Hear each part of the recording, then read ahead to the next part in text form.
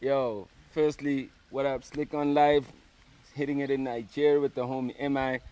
Yes, sir. Yes, It's sir. been like long overdue. You know Yo, what I mean? bro. You And know? congrats to you, man. Everything you're doing. I mean, you're a legendary personality, and you're still here. Yeah. And for the younger generation, we want to see our heroes Yeah. evolve and evolve, and you're doing that. You know what I mean? So big kudos to you. Thank Yeah, you, my yeah. brother. Thank you. I mean, but yo, big kudos to you though, because you also like straight up like an OG in the game. You know, I mean, in hip hop, like in Nigeria, you basically came up like came up when it wasn't even as big as it is. Yeah. You know what I mean? You're also a pioneer in your own right, and right now you're running Chocolate City. Yeah. I mean, I just wanna. You know, back home in Nigeria, they probably get what it is, but just give some background, you know, on Chocolate City, where it came from, Yeah. for you to get to this point. You know, I just want to do a little intro because they're gonna see more of you. Yeah, You know yeah, what I mean? Yeah. My name is Abaga. I'm from Nigeria. Rep Chocolate City. Chocolate City is the label that brought you guys Ice Prince Zamani, Jesse Jags, Victoria Kimani. Coca is popping up right now. We started. I signed to Chocolate City 2008. I think it was my first album dropped. No, 2006. My first album dropped 2008, and it went on to be like, one of the important hip hop albums in Nigeria. And we've been blessed, man. All the success over the years. Thanks to you guys for all the support. We get a lot of love from South Africa, and we appreciate it. And it's a blessing to still be here. Last year I became the CEO. Oh yeah. Tough job. Tough job, but we just want to continue to grow and make great music. And yeah, man, we're excited, man. I read in your bio Wikipedia that you were trying to be a comedian. You know. Yeah. I just want to. You know, you don't strike me. Yeah, this is as early, a guy. early on. Yeah. I love comedy, but my first gig was so terrible that I was like, I probably shouldn't do comedy. Yeah. So with my friends, I'm a funny guy, but But to get on stage is a different thing, man. Kudos to all the comedians, man. It's hard. Maybe the hardest performance that you can do on stage. Maybe because with music you can sort of zone out. You can't zone out if you're a comedian. You can zone out. Yeah. You can zone out, close your eyes, and do your thing. Yeah. But and you can let the crowd sing the chorus. Comedy, you got to be right there. Bam, back. Wow. Yeah. And I got a little about your education also. You know, so you basically never got educated in Nigeria. You got educated overseas, and that's basically where your rapping really started. Well, I loved rap I loved rap music while I was in Nigeria, but never took it serious. When I was in the States for college, I couldn't sing good enough, so I started just messing with it. And came back to Nigeria, and then my brother was in the studio. We kept messing with it, and people say, "Oh, dude, you're nice." Now I always wrote lyrics since I was like 13, 14. I was always writing lyrics, but. Who knew they were going to be a rapper? Who knew when you're 13, 14? It's those superstars that do that. Those guys, not me. But all of a sudden, I start making records. It starts to get some sort of notoriety in Jos, where I'm from. Before you know it, Chocolate City approached me. They said, we need a rapper. And I signed. The rest is history, man. And I mean, took off. Like for me, when I look at Nigeria, I think that like everything is so progressive, and I've never been there, which is it's kind of weird. But like I think everything is so progressive. They, from a cultural perspective, I think that you guys are leading Africa with regards to trends. The global success. Some of the things that we're doing here locally, our local hip hop artists, Nigeria has actually already crossed those paths. What is it though that makes you guys already go, yo, it's hunger beyond our territory? You even here now, and a lot of you guys come through here. You know what I mean? Yeah, absolutely, bro. Look, first of all, it's a conversation that's been going on. You know what I mean? At different times, when I was a kid, I would listen to music from South Africa more than I would listen to music from Nigeria. With the struggle that was going on there, the music was just so powerful.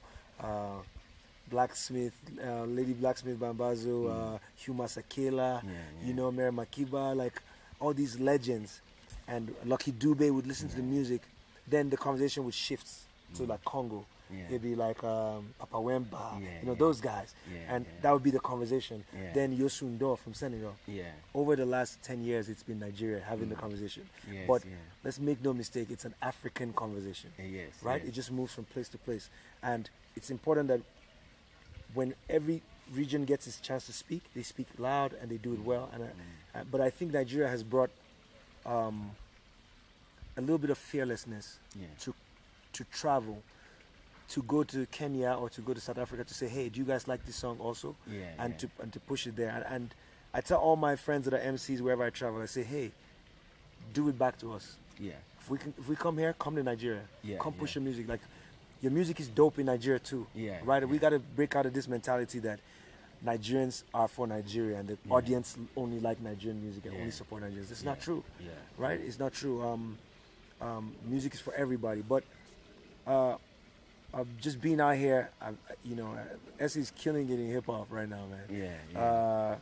Casper and AK were both in the States recently and did freestyles. And I remember like a lot of like the press and bloggers were hitting me up. They're like, yo, M, we gotta address the state of Nigerian hip hop. Yo, what's going on? These SA cats are killing it. It was a funny moment. And I was like, man, it's all love. We want to see it. I mean, Sarkodie's held it down recently. Ice Spring's done great things. And it's a conversation, man. I remember watching Proverb, his first single, the one with the writing.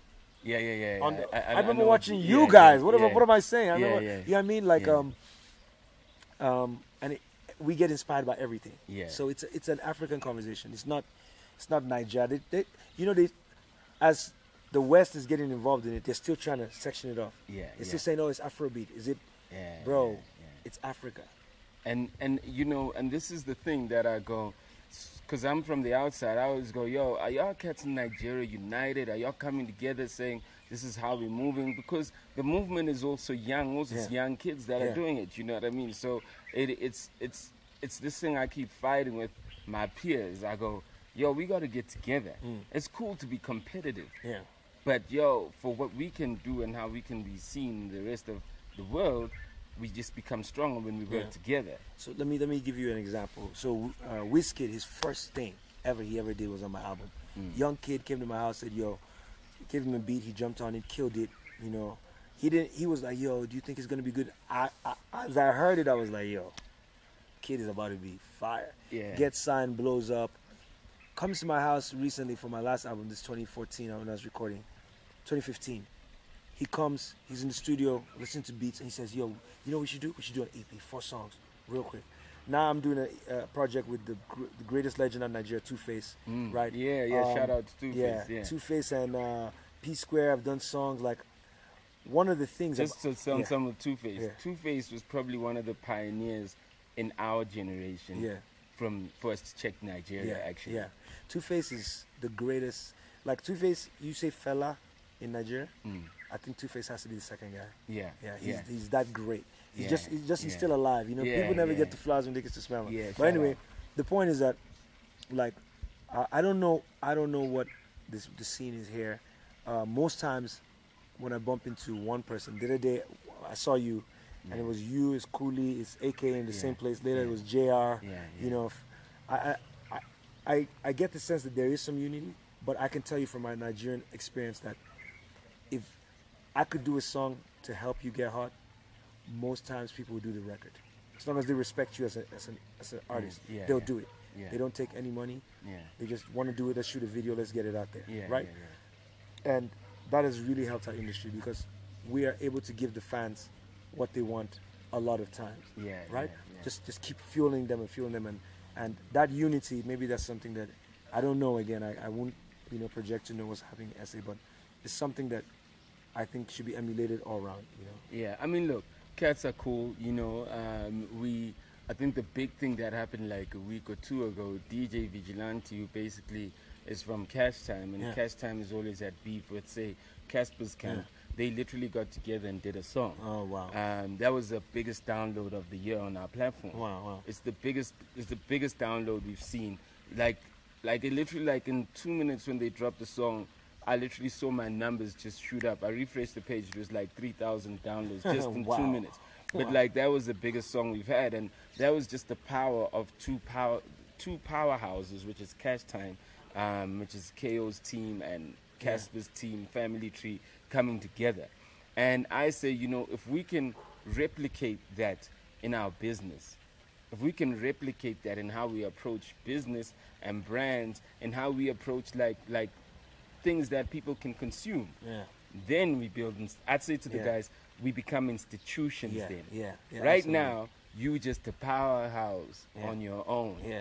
But when we come together as powerhouses, then we're an institution. Absolutely, bro. If you look at how the majors would try to do things for only themselves.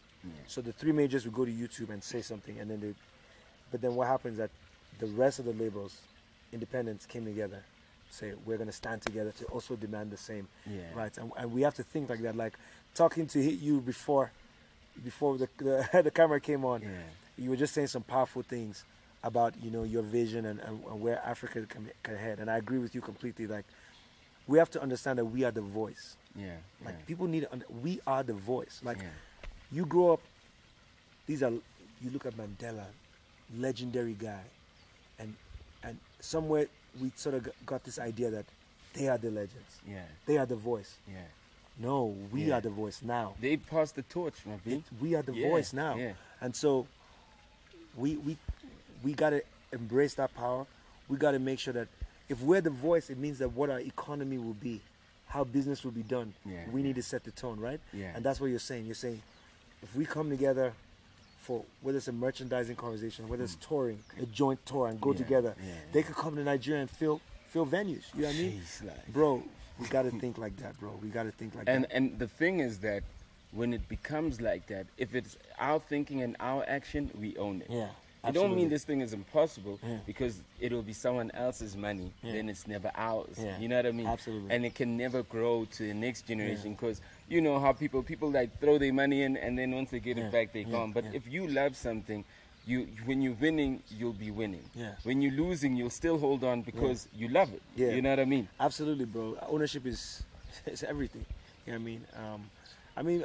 They're lucky. People, this guy, you're showing young cats out there, anybody watching it, like this is what it is, right? Ownership, investing in your ideas, believing in yourself, hard work, you know what I mean, having a platform that's just so credible, that's focused on quality, like that's what it is, and that's the voice. That's why people you're going to be the biggest. You know what I mean? I'm going to continue to get bigger. And you're right, man, you're right. I completely agree with everything you said. Listen, I mean, though, you also just did a joint like with AKA that's about to roll out, you know. But I want to catch up with you when you start rolling that one out, so we can start pushing that out. But I know you are definitely a CEO. You're Chocolate City. You definitely there because how I knew you were plugging Nasty C, I found out from the cats from Epicori. They're like, yo, Emma. Oh, was it my coach? It's like, yo, Emma is trying to connect with Nasty, blah, blah. Yo, and I see you here, you got AKA, I see the pictures that you've been taking with various artists. I'm like, yo, this dude is moving like a record exec, straight up. Bro, you know what I mean? Bro, I'm a fan. I'm a fan of all these guys. I mean, Nasty C, when I heard his record, I was like, somebody was telling me about listening to it with Ice Prince. And they said that Ice Prince had his head in his hands. And he looked up and said, who is this guy? And they Googled him and said, how old is he? Like, why is he saying these things and he looks this young, right? We still baffled too. So the next day, the guy's telling me about it. His name is Young L. I don't know if you guys know Young L from Good Boys. They're part of Ice Prince's camp. And he told me about it. I was like, okay, I'll check it out. I was driving to work. The next day, I had my phone in my hand, pulled up YouTube. You see the next video, song, Yo, next track. Yo, I go to Twitter. I start like a fan, like a groupie. I start Nasty C. I see, go through. I see, there he is. I was like, bro, fire. Immediately, DJ Shabby picked it up, retweeted it. It became a thing, like a little moment. The kids now in South Africa and Nigeria start telling me, yo, Nasty's like, he's for real. You know what I mean? So it's a blessing, bro. And we definitely have to do work together. I definitely am here with both my CEO hat on, but at the same time, also just as a fan of what South African hip-hop is doing, of the energy, the movement, and All right, cool. Yo, man, I just firstly wanted to just break the ice. You know, this we want to get the music out there. We like listen. Your home, Slick on Life is your home now. You know what I mean? Bro. So that's a big thing. You know, major key alert. Major key alert. Major key alert. You know what I mean? I like that. So my thing is that like, yo, when y'all dropping, yo, we gonna get it out there. I just want the people to see you, get to know you. So by the time the music hits them, they're like, oh, that's the face. And once you drop the new single, you know, we're gonna be driving that. And anything else, man, from your team, from Niger. I told you, I'm African, B. I just you gotta come out, bro. Yeah, we gotta.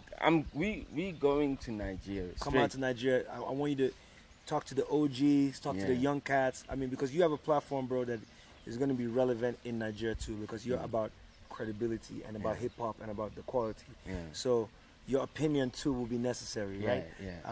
And as we said, it's an African conversation. But you as the fashion, the everything. Yo, man, don't give everything away. Don't give them. Give them. I told you that. Leave me. I dress fucked up. You know what I mean, bro? You know, but obviously, there's a lot more. But it's all I say. I don't have anything. It's cause of rap. It's cause of the culture. It's cause I'm true to it. It's cause even when I started this blog with nothing, I started this blog with nothing because in my heart I said, what do I always do? I always search for new music. I always rap in my head. You know, I ain't done a song, but I still write. I said, this is a thing I do in my sleep. I don't think I fit in the world. This is all I have, B. So even if it translates to the online world, it is what it is. But I'm still in the culture because I love it. You know what I mean? It's important to see, what do we have? Who do we have we have Diddy maybe, that took it from being an MC into affecting the culture in different ways, right? We have Diddy, you got Will Smith also. Will Smith, of course. LL. But for all the rappers America has produced, the percentage is small. Of the guys that transition, right? And so when just chopping up with you, you know what I mean, and seeing the way you move, I appreciate it. And I was telling him off camera, all you guys out there, you guys should appreciate this because we have to see the examples to grow. And we're talking about The Voice and Mandela, and you know, Mandela showed us from fighting for it to forgiving for it to leading for it, right? And that's that transition, and that's what you're doing. And I appreciate that, man. You know what I mean? I appreciate that. And you know, and we still got a lot of work to do because we still South Africa. We gotta spread this energy to the rest of Africa. The world has to look at us and not see one, but see a unit. You know, we gotta be speaking to each other from wherever you are. You go, yo, you got that whatever deal from overseas. They told to me to what they saying to you. We gotta be that tight. That's when we start owning ourselves and respecting ourselves and tolerating ourselves. You know what I mean? I completely agree. Yo, we out there with the homie MI Slick on Life. Some things about life, connecting with Nigeria, Africa. We won, and you see more of the homeboy. Bless. Nice one.